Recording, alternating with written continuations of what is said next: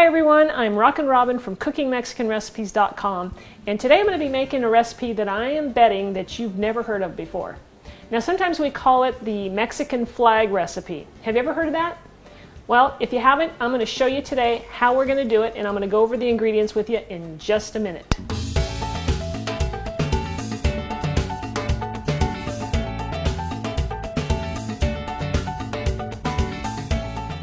So the dessert I'm going to be making today is called almendrado, and it's also called, like I said earlier, the Mexican flag recipe. Now what it is it's a very light and refreshing dessert. It's made with egg whites, a fair amount of almond extract, some vanilla, and it's served, first we make the flag layer, which is in three colors, green, white, and red, and then we cover it, or when we serve it up with a nice light custard, and then we top it with a little bit of roasted or toasted almonds. It's really delicious. So I'm going to go over with you first. I'm going to do the ingredients in layers. So we're going to start with our cake or our flag layer, and I'll go over those ingredients first. Okay, so here's our ingredients for our flag. We're going to need 1 package of unflavored gelatin, and then we'll need 1/4 cup of cold water. Here I have 5 egg whites. I've separated 5 eggs. And here we'll need about 1/8 of a teaspoon of salt, 2/3 of a cup of sugar, 1 1/4 teaspoons of almond extract, the zest from 1 lime, and we'll have some food coloring, red and green. Now for our custard layer. Here we have our 5 egg yolks, 1/2 cup of half and half, I want that to be nice and cold, 1/2 cup of sugar. We're going to use 1/4 teaspoon of fresh lemon zest, and try and use an organic lemon if you can get one. 1/2 teaspoon of vanilla extract, 3/4 of a teaspoon of almond extract, and then over here I've got another 1.5 cups of half and half. The last thing we need is about 1 cup of toasted almonds. These are just raw and sliced.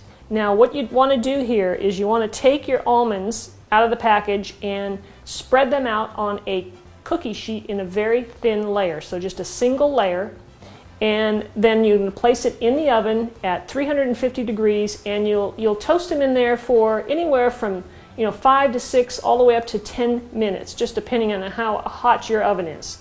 So the first thing we're going to start off with here is we're going to take our gelatin in our little packet, this little guy here, and we're going to pour it into our cold water and just stir it up.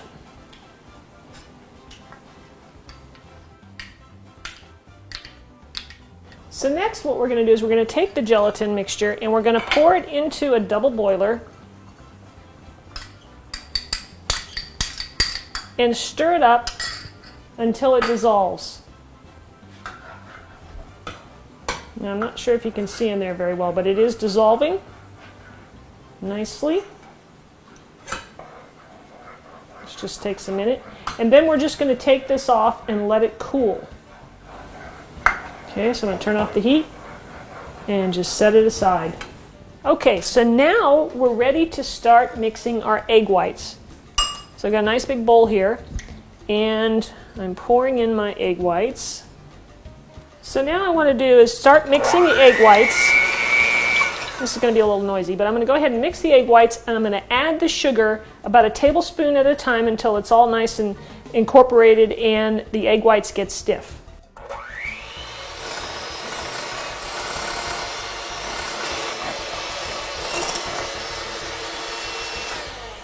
Okay, so now we're ready to add our lime zest to our egg whites and our almond extract and our gelatin. So let me start with the lime zest. So we'll sprinkle that in. It gives it a nice bright flavor. And I'm going to go start mixing that. And the almond extract.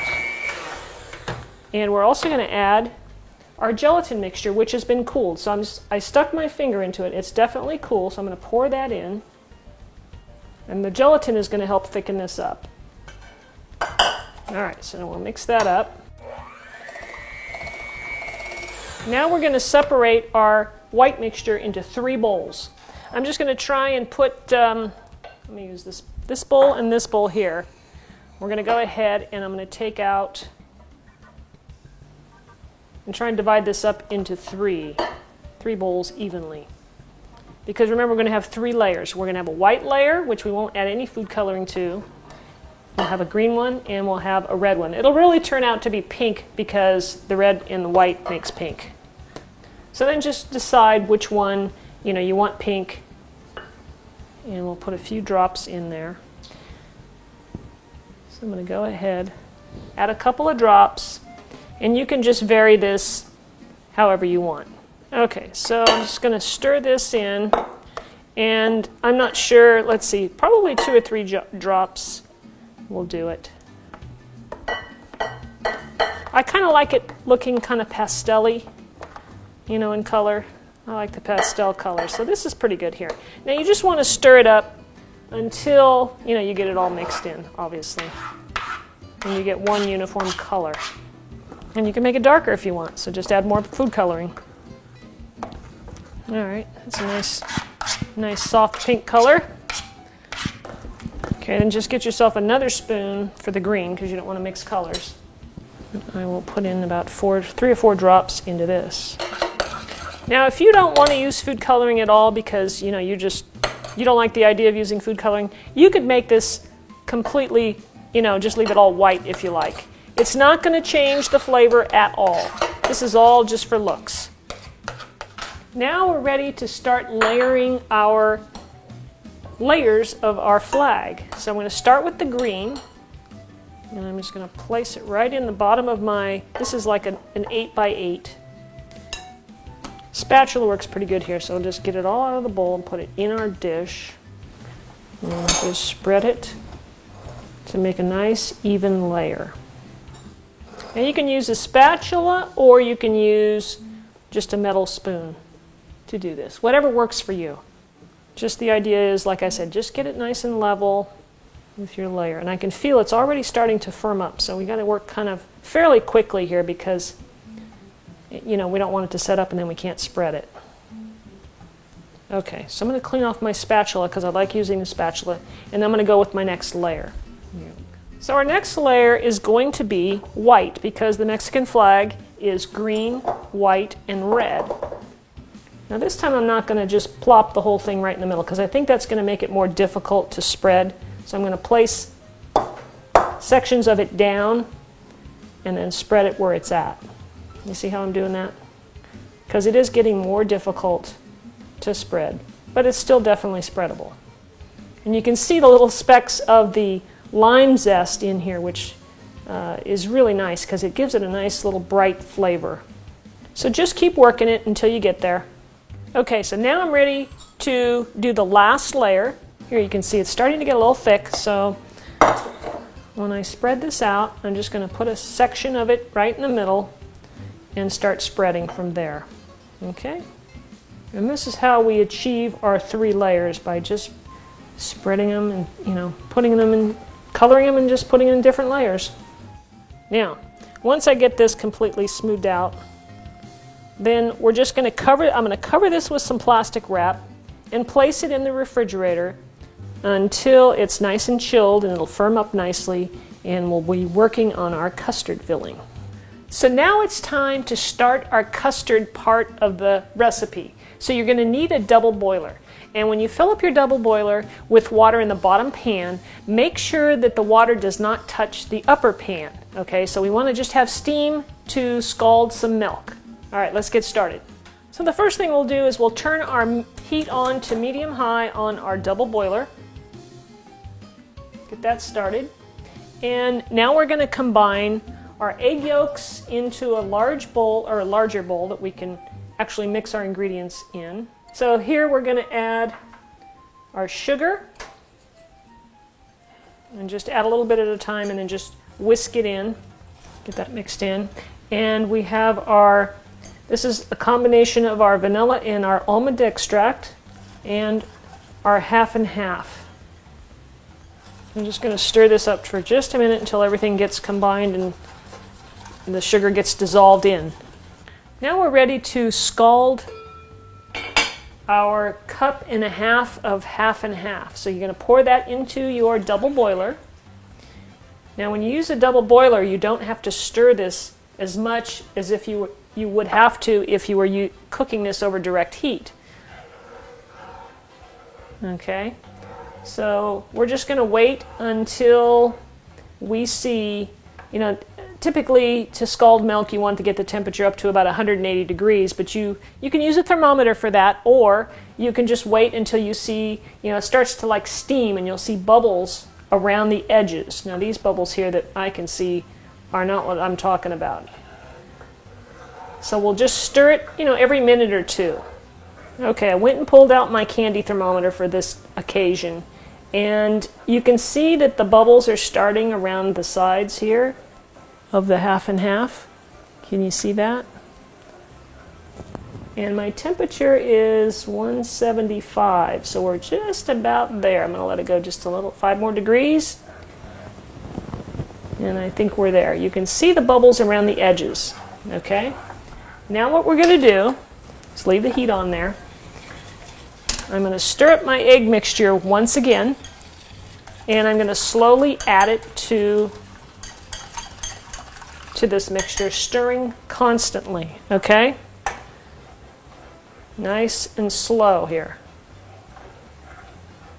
We don't want to cook the eggs too quickly here, so hopefully you can see that. I'm just dropping just little bits in, and I'm stirring, stirring, stirring, stirring. Constantly stirring, just pouring a little bit at a time.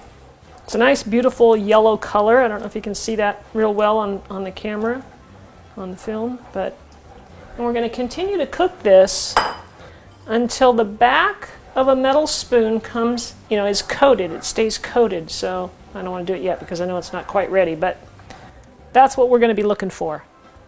Okay, so let's test our custard. We'll stick our spoon in there, and it's coating the back of the spoon. You see that?